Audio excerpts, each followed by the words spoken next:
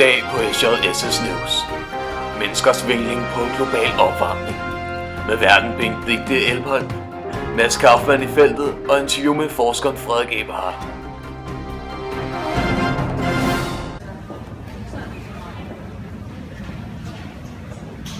Goddag, mit navn er Mads Kaufmann. Jeg står i Wave Center i Hundi, og jeg skal til at interviewe nogle folk om global opvarmning.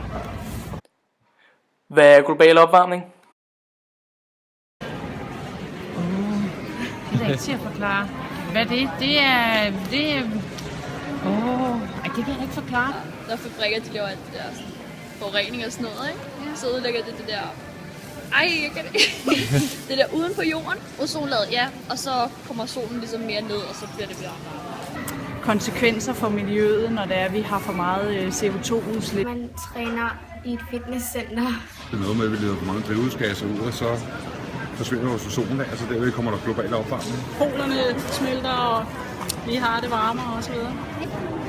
Den måde, vi opvarmer vores hus på, i stedet for at bruge ordentlig energi. Noget med CO2-udslip, og det er noget med, at CO2-laget, der bliver brudt ned på grund af vores forbrænding, fossile forbrænding. Det er drivhuseffekt. Det er industri, der...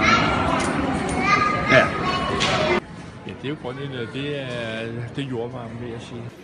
Det er det, jeg ikke rigtig ved. Jeg ved ikke, hvordan jeg skal forklare det. Jeg tror, du spørger den forkerte. Ja, det kan jeg sgu ikke forklare på. Nej, det kan jeg slet ikke forklare. Er global opvarmning et relevant problem? Det tror jeg ikke, det er. Ja, det tror jeg på sigt, er det. Jamen, det er det. Det bliver den. Ja.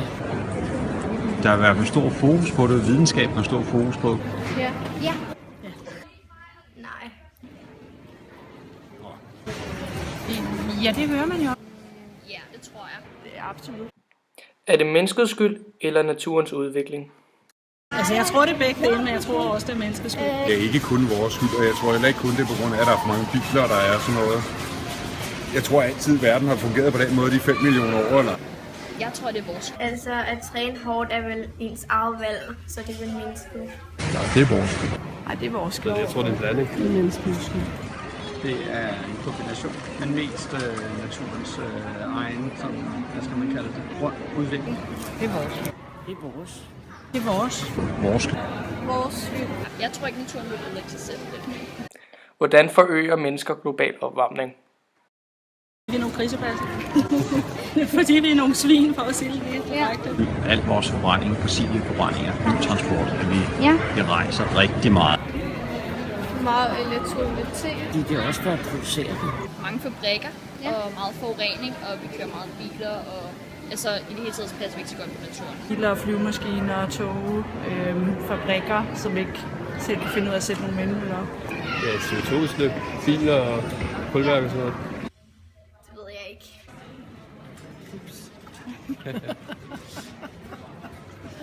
Forurening, vi laver, strøm og alt det, vi bruger biler og alt det, vi bruger i dagligdag. Ja, absolut biler, vores forbrug. At vi køber en ny telefon, når der kommer en ny på markedet, og ikke bruger den gamle op. Vi laver bare en hel masse smart uden at tage hensyn til naturen. Ja, det er penge, det er velfærd. COP 10, 11, 12, 13, 14, 15. Hvordan kan mennesker formindske det? Regeringen har lavet en indsatsplan omkring, at vi skal være mere energieffektive. Vi kunne tænke lidt bedre. Ja. Ikke bruge det så meget. Partikelfilter på biler. Store virksomheder, i stedet for at hvad kan man sige, bare bruge løs af strøm, så er det måske noget med selv at prøve at lave noget vedvarende strøm, som at investere i nogle vindmøller osv. Med det samfund, vi sådan har i dag, så tror jeg ikke rigtigt, det er muligt. Man kan vel bare lade være med at træne. Jamen, altså, vi skal bare tænke os om. Ja, det kan man vel oplyse noget mere om det måske. Brug mindre. Vi kan for eksempel spare på vores luksus. Ved jeg ikke, ja, det er det sikkert. Vi kan lade være med at gøre de ting, der skader. Ja, vi kan lade være med at udlede så meget CO2. Er du bekymret for global opvarmning? Og jeg er lidt bekymret for, at det er jo...